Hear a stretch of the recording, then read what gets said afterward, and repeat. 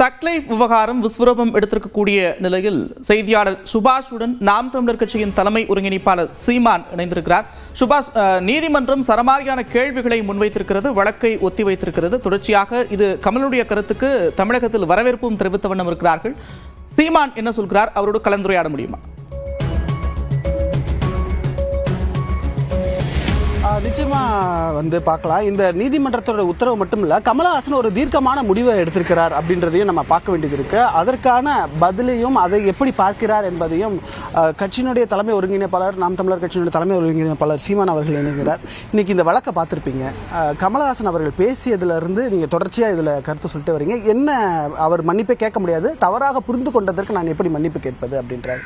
அதுல சரிதான். அண்ணனுடைய இது இப்போ ஒரு கருத்து, இது எங்கள் அண்ணனா பேசி இல்லையே, எங்கள் முன்னோர்கள் பலாயிரம் ஆண்டுகளாக பேசி வருகிற கூற்று தான். வரலாற்றில் இருந்து தான் அவர் பேசுகிறார். அதையும் அவர் சொல்கிறார். நான் சொன்னது வாய் வார்த்தையாக சொல்லலை, வரலாற்றிலிருந்து தான் சொல்கிறேன்.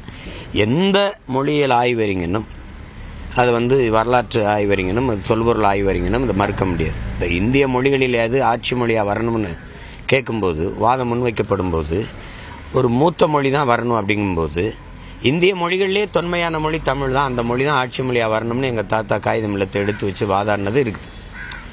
நாட்டினுடைய முதன்மை அமைச்சர் ஐயா நரேந்திர மோடி அவர்கள் இந்த நாட்டிலிருந்து எந்த நாட்டுக்கு போனாலும் உலக மொழிகளின் முதன் மொழி தமிழ், எங்கள் நாட்டில் இருப்பது எங்களுக்கு பெருமைன்னு பதிவு பண்ணது இருக்குது. இந்திய மொழிகளின் தொன்மையை தமிழிலிருந்து அறியலாம்னு அவர் பேசினதே இருக்குது. நாட்டின் பிரதமரே இதை எங்களுடைய மூதாதைகள், குறிப்பாக எங்கள் மொழி ஞாயிறு தேவனைய பாவாணர், எங்களுக்கு பெரும் தமிழறிஞர்கள் கியாபி விஸ்வநாதம், அண்ணல் தங்கோ, மறைமலையடிகள், இப்படி அளப்பெரிய தமிழறிஞர்கள், இறைக்குரு இறையனார், இப்படி ஏகப்பட்ட பேர் இருக்கிறாங்க. இப்போ இதில் நான் ஒரு கேள்வி கேட்கிறேன். தமிழ்லேருந்து கன்னடம் பிறக்கலை, தமிழ்லேருந்து கன்னடம் பிறக்கலை, அது ஏன் தேவையில்லாமல் பேசிட்டு இருக்கிறீங்க? விடுங்க, அவ்வளோதானே. அதுக்கு எதுக்கு இவ்வளோ பெரிய பிரச்சனையை நீங்கள் பண்ணுறீங்க? இப்போ நாங்கள் என்ன வரலாற்று சான்றோடு நாங்கள் சொல்கிறோம், எங்கள் மொழியினுடைய தோற்றுவாய் இது, தொன்மம் இது, எங்கள் மொழியின் பிறப்பு இங்கே இருந்து வருது அப்படின்னு நாங்கள் சொல்கிறோம்.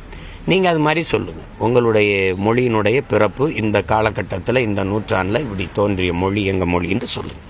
அப்படி சொல்லுங்கள், சான்றுகளோட ஆய்வுகளோட நிறுவிட்டிங்கன்னா நாங்கள் பேசுகிறார்ல, நீதியரசர் பேசுகிறார்ல, எங்கள் அண்ணனை மன்னிப்பு கேட்க சொல்லி அவர் தீர்ப்பு தான் சொல்லணும். நாட்டா மாதிரி உட்காந்து பஞ்சாயத்து பேசிட்டு விடாது. உங்களுக்கு புரியுதா? அது நீதிபதியினுடைய வேலை இல்லை. நீங்கள் நாட்டினுடைய இப்போ முதலமைச்சர், துணை முதல்வர் பேசுகிறது கருத்துக்கு நேரெதிராக நீங்கள் இவ்வளவு தீவிரம் காட்டுறீங்க. அப்படின்னா நீங்கள் என்ன பண்ணணும், ஒரு தீர்ப்பை சொல்லுங்கள். தமிழிலிருந்து கன்னடம் வரவில்லை, கன்னட மொழி தனித்து தோன்றிய ஒரு மொழி, அல்லது இந்த மொழியிலிருந்து வந்தது, இதனுடைய தோற்றுவாய், இதனுடைய தொன்மம் இது அப்படின்னு சான்றுகளோட எழுதி அப்படியே தீர்ப்பை சொல்லிடுங்க. அவ்வளோதானே, அதானே உங்கள் வேலை. அதை விட்டு நீங்கள் மன்னிப்பு கேளு, அது உங்கள் வேலை இல்லை, கேட்க முடியாது. எது கேட்கணும்? தனிப்பட்ட ஒரு மகன் கமலஹாசன் அவர் மன்னிப்பு கேட்கறது இல்லை. இது உலகில் முதல் பெரிய தொன்மையான 50,000 ஆண்டுகளுக்கு மொத்த ஒரு வரலாற்று பெருமை கொண்ட தமிழர் என்கிற தேசிய இனத்தின் அவமானமாக மாறிடும். அது நான் எதுக்கு மன்னிப்பு கேட்கணும்? அது நீங்கள் வேணால் ஒருவேளை தமிழுக்கும் கன்னடத்துக்கும் சம்பந்தம் இல்லை, அது தனித்த மொழின்னு நிறுவுங்க, வரலாற்று பூர்வமாக ஆய்வுபூர்வமாக நிறுவுங்க, அப்புறம் அதை பற்றி பேசலாம். அது ஆகுன்னா அந்த படத்தை ஓட விடுறதில்ல, தண்ணி கேட்டால் படத்தை ஓட விடுறதில்ல. சரி, இன்றைக்கி எங்கள் அண்ணன் கமலஹாசன் பேசிட்டாரு, நீங்கள் ஓட விடலை. அப்போ தம்பி விஜய் படம், மெர்சல் போன்ற படங்களெல்லாம் ஓட விடல, இளங்கழிச்சு எல்லாம் தேட்டரில் திரையரங்கெல்லாம் முற்றுகிட்டீங்களே, அது அவர் என்ன பேசினாருன்னு பண்ணீங்க? தமிழன்னாவே உங்களுக்கு ஒரு அருவருப்பு இருக்குது, அதை நீங்கள் இந்த முறையும் வெளிக்காட்டுறீங்க. உங்களால் ஏற்றுக்கொள்ள முடியல. இப்படி பாருங்கள், நீங்கள் தமிழிலிருந்து வந்த மொழி கன்னடம்ங்கிறத உங்களுக்கு அருவருப்பாக இருக்குது, ஏற்க முடியல. இங்கே வந்த ஒருத்தருக்கு, ஐயா ராமசாமிக்கு தமிழையே அருவருப்பாக இருக்குது, தமிழே அருவருப்பாக இருக்குது. ஆனால் கர்நாடகாவிலேருந்து இங்கே வந்த ஒரு கன்னடரை நாங்கள் தந்தையாகவும் பெரியாராகவும் ஏற்றுக்கொண்டு தமிழர் தலைவர்னு ஒரு கொண்டாடணுங்கிறீங்க. இதெல்லாம் எப்படி இருக்குது பாருங்கள். அது எங்கள் அண்ணன் கேட்க மாட்டார், கேட்கக்கூடாது. கர்நாடக மாநிலத்தில் இந்த படம் ஓடி என்ன வருமானம் வருமோ அதை விட பல மடங்கு உலகம் பூரா இருக்க தமிழர்கள் இந்த படத்துக்கு வருவாயை கொடுப்பாங்க. இது ஒரு படத்தின் பிரச்சனை இல்லை, ஒரு இனத்தின் பிரச்சனை. இனமா பணமா என்பது இனத்தின் பக்கம்தான் எந்த மானமுள்ள தமிழன்னு நிற்பான். வருமானமா இனமானமான இனமானத்தின் பக்கம்தான் நிற்பான். இப்போ அதுதான். ஆனால் அண்ணனுடைய குரலாகவும் நானும் எங்கள் ஐயா மணியரசனுமே பேசிட்டு இருந்தால் பத்தாது. இங்கே நிறைய தன்மானமிக்க தமிழ் மக்கள், மொழியியல் எங்களையும் விட மொழியில் ஆளுமை கொண்ட, ஆய்வு திறன் கொண்ட ஆற்றலாளர்கள் இருக்கிறீங்க. நீங்கள் எல்லாருமே இந்த இடத்துல கருத்தை பதிவு செய்யணும். அதை விட்டுவிட்டு அவர் ஒரு மகன் ஏதோ கமலாசன் ஏதோ தனியாக ஒரு வீட்டில் தனியாக உட்காந்துருக்கிற மாதிரியும் இல்லை. இது உத்தரவு என்ன செஞ்சிருவீங்கன்னு சொல்லுங்கள். இப்போ என்ன படத்தோட விட மாட்டியா, அவ்வளோதான், வேறு என்ன பண்ணிட முடியும்? இதெல்லாம் எப்படி இருக்கு பாருங்க.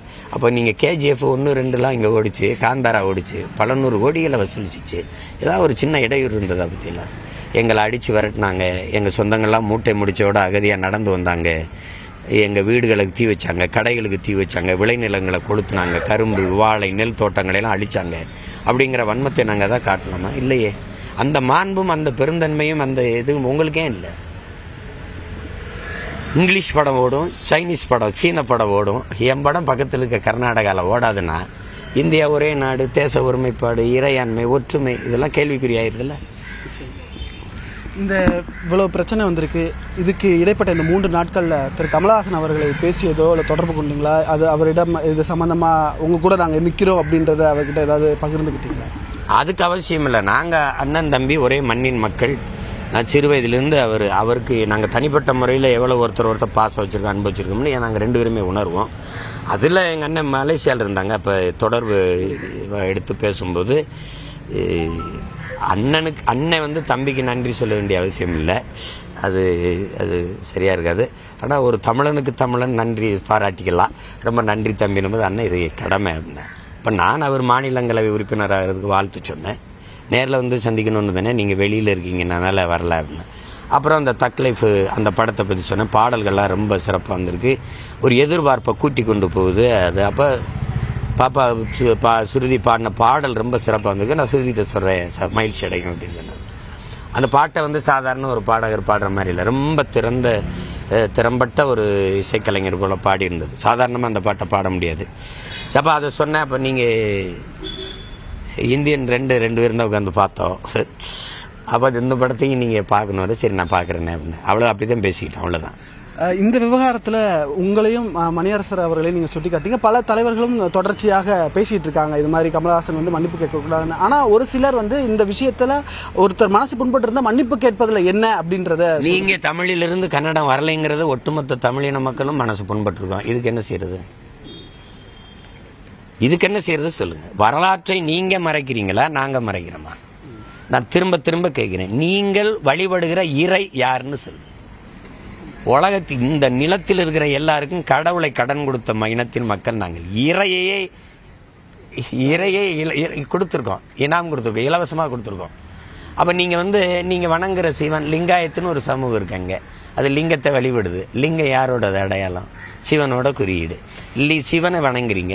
திருமலை தெலுங்குல ஆந்திராவில் இருக்கிற மக்கள்லாம் வெங்கடாசலபதி ஸ்தலபதி அப்படிங்கிறது சமஸ்கிருத சொல்லார், வட சொல்லார்கள். திருமாலுங்கிறது எந்த மொழி சொல்? திருமாலுங்கிறவன் யார்? அதான கேள்வி. நீங்க வணங்குற சிவன்கிறவன் யார்? நீங்க திருமாலை பாடிய ஆண்டாள் எங்க மூதாதை, அவளுடைய பாசுரம் எதில் இருக்கு? சரி, 12 ஆழ்வார்கள் எந்த மொழி பாவலர்கள்? சரி, 63 நாயன்மார்களில் ஒருத்தர் பிறமொழியாளரை காட்டு. சரி, அவங்களுடைய எல்லாத்தையும் தொகுத்து எங்களுடைய மூதாதை சேக்கிலார் பெரிய புராணம் தொகுத்தார். அது எந்த மொழியில்? சிவனை பாடிய தேவாரம், திருவாசகம் எந்த மொழி நூல்கள்? 12 திருமுறைகள் எதில் பாடப்பட்டுச்சு? நீ ஏதோ அங்கே உட்காந்துக்கிட்டு நீ இப்படி எதையாவது ஒரு சான்றை சொல்லு. நீ அதுலேருந்து வரலப்பா அப்படின்னு ஒரு சான்று சொல்லு. நாங்கள் எதாவது பேசினேன், நானே சொல்கிறேன், அண்ணன் நீங்கள் மன்னிச்சுட்டு சொல்லிருங்க. நானே எங்கள் அண்ணன் சொல்கிறேன். சும்மா எதாவது பேசிட்டு இருக்கக்கூடாது. இது எங்கள் அண்ணனோட பிரச்சனை இல்லை, தமிழனுங்கிற தமிழருங்கிற இனத்தின் பிரச்சனை. தன்மானமிக்க ஒவ்வொரு தமிழனுக்குமான மான பிரச்சனை. மன்னிப்பு சான்றோட சொல்லு. நாங்கள் எல்லாரும் அப்படி விழுந்து வணங்கிட்டு போகிறோம். சான்ற காட்டு. சும்மா உன் மொழியின் தொடக்க நூற்றாண்டு எது? என் மொழியின் தொடக்க நூற்றாண்டு இது. ஏதாவது ஒன்று சொல்லணும்ல. சும்மா தமிழன்னாவே ஒரு வெறுக்கணுங்கிற ஒரு பகை உணர்ச்சியை வைத்துக்கிட்டு இங்கே தமிழர்கள் நிறைய வாழ்றாங்க. இங்கேயும் தான் எல்லாரும் வாழ்றாங்க. நீதிமன்றம் இன்னொரு விஷயத்தையும் சொல்லுது. கமலஹாசன் அவர்களோட அமர்ந்து பேசணும் அரசு. இந்த பிரச்சனைக்கு ஒரு சுமூக இதை கொண்டு வரணும். அதை நான் வரவேற்கிறேன். பக்கத்தில் என்னையும் கூட உட்கார வைங்க, எங்கள் அண்ணனுக்கு பக்கத்தில் தம்பி நான் உட்காந்துக்கிறேன். சும்மா அதில் நீங்கள் பேசி தீருங்க. இதில் இதை போய் பிரச்சனையாக்காதீங்க. தமிழர்கள் எந்த மொழியும் இழிவாக சொல்கிற மக்கள் இல்லை, தாழ்த்துற மக்கள் இல்லை. நாங்களே இப்போ எங்கள் கோட்பாடு பாருங்கள், இந்தி ஒழிக கிடையாது, தமிழ் வாழ்க தான். உங்களுக்கு இப்போ கன்னடம் கன்னடத்தை இழிவுபடலாம். அதுக்கு எதுக்கு பேசுகிறாரு எங்கள் அண்ணன்? புதுசாக ஒன்றும் பேசலை. நான் பல நூறு மேடையில் பல முறை பேசின கருத்து தான் அது. எனக்கு முன்னாடி எங்கள் முன்னவர்கள் பேசினதை நாங்கள் எடுத்து பேசுகிறோம். அவர் அருகில சகோதரர் சிவராஜ்குமார் இருக்கும்போது அவர் இந்த படத்தில் நடிச்சிருக்கிறாரோ அல்லது எதுன்னு தெரியல. ஆனால் அவர் விழாவில் இருக்கும்போது அவரை மகிழ்விக்கிறதுக்கு நாமெல்லாம் ஒரு தாய் பிள்ளைகள், தமிழ் தாயின் பிள்ளைகள். தமிழிலிருந்து அந்த மொழிகள் வந்தது. கன்னடம் உட்பட கன்னடம் தமிழிலிருந்து வந்த குழந்தை தான் சொல்கிறதுக்கு சொல்கிறார். இதில் எங்கே கன்னடத்தை எளிவாக பேசிட்டார் எங்கள் அண்ணன்? அவர் பேசலை, அவர் பெருமையாக தான் சொல்கிறார். அவர் அப்படி ஏற்க முடியல. இல்லைங்க, நான் எங்கள் அப்பா நீங்கள் இல்லைங்க, எங்கள் அப்பா அம்மா நீங்கள் இல்லை, எங்கள் அப்பா அம்மா இங்கே இருக்காங்கன்னு காட்டினா நாங்கள் என்ன சொல்லி சரிப்பாண்டு போகிறோம். எந்த மொழியோட எங்களுக்கு மோதல் இருக்குது சொல்லுங்கள்? அது சும்மா. மிக்க நன்றி. கமலஹாசன் அவர்களுக்கு முழு ஆதரவு. அவருடன் தொடர்ச்சியாக இந்த விவகாரத்தில் நாங்கள் களத்தில் நிற்கிறோம் என்பதையும் சொல்லியிருக்கிறார் நாம் தமிழர் கட்சியினுடைய தலைமை ஒருங்கிணைப்பாளர் சீமான் அவர்கள். நன்றி சுபாஷ்.